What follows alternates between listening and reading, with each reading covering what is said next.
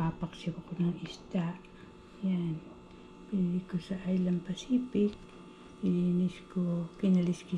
Pinakaliskisan ko na doon.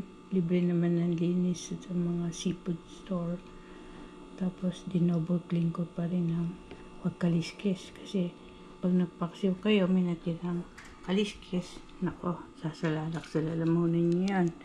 Ito, hahatiin ko to sa gitna. Didikdikin ko. Panahog. Papakulo muna ako ng tubig. Ito mga sangkap.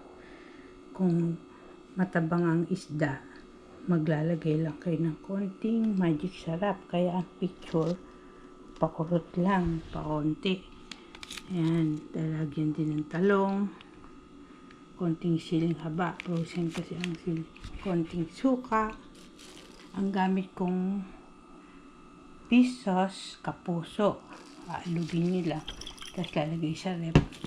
Ilalagyan ko siya nito. Tapos papalitan ko ulit.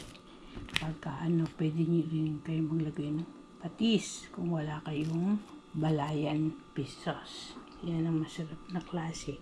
Kapuso mo. Jessica Soho brand.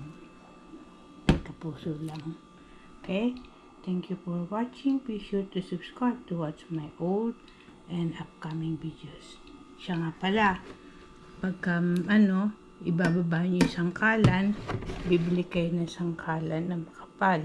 Ibababa nyo sa may simento, sasapinan nyo ng mga dyaryo. Tapos gagamitan nyo ng gulok. Saka martilyo para mabilis maputol ang isda. Okay?